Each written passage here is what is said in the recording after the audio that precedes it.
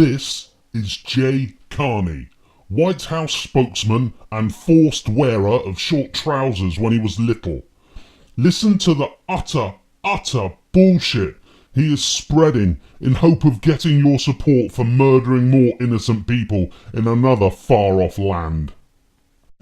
Secretary Kerry and I attempted to make clear yesterday that there is no doubt here that chemical weapons were used on a massive scale on August 21st outside of Damascus.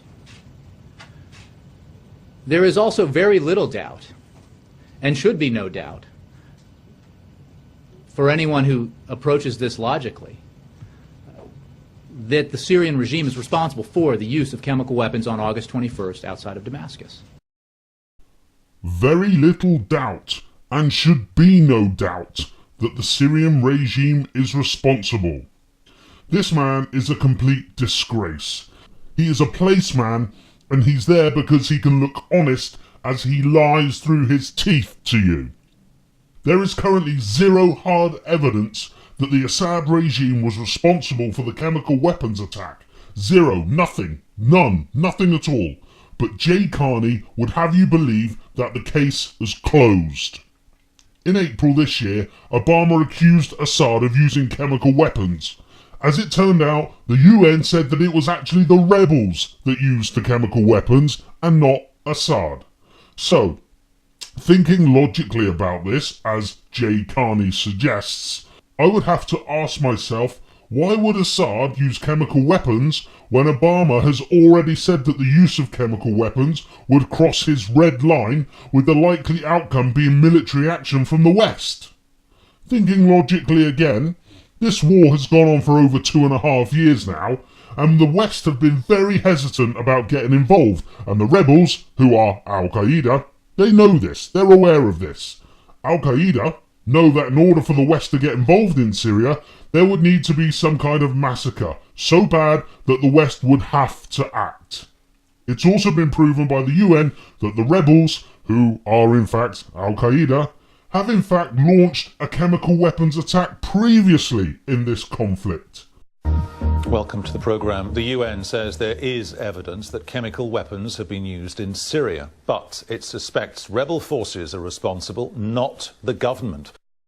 So, as you have suggested, Mr. Carney, I have thought through this logically, and as a logical answer to the thinking that you have suggested, I would surmise that the rebels carried out this attack to get the West on their side to bomb Assad. How's that for logic, Mr. Carney, you shyster warmonger? It would appear now that just the fact that a chemical weapon attack has happened, regardless of who launched it, will result in Assad being bombed. This was from The Telegraph the other day in an article entitled "British Fears Grow Over Legal Justification for Syria Strike." The article goes on, William Hague warned on Monday that force may be the only viable option in response to what the government believes was a chemical attack by the Syrian regime. Force may be the only option. Seriously, the only option. Here we have a situation where a chemical weapon has been used. No one knows for sure who used it, but the UK and US governments have decided without a shred of evidence that it was Assad. And now the only option is military force. This is the 21st century. It's not the fucking 11th century. The only option, William Hague says, is to bomb the crap out of Assad. What a childish, immature, bullying, pathetic attitude, Mr. Hague, that's gonna get thousands of innocent people killed. It would be funny if it wasn't for the fact that Cameron, Hague and Obama will kill so many innocent people with these airstrikes, and just like Tony Blair, they'll get away with it. Talking of scum, I see Tony Blair has given his 2 pence worth from a yacht that belongs to a billionaire, no doubt with a drink in his hand. The murdering war criminal said that despite being the peace envoy for the Middle East, that Obama and Cameron should kill more people in Syria. What is it with these people? But they can only get away with it because we allow them to get away with it. I was pleased to see that a poll in the Times recently said that only 9% of people in the UK support killing more people in Syria.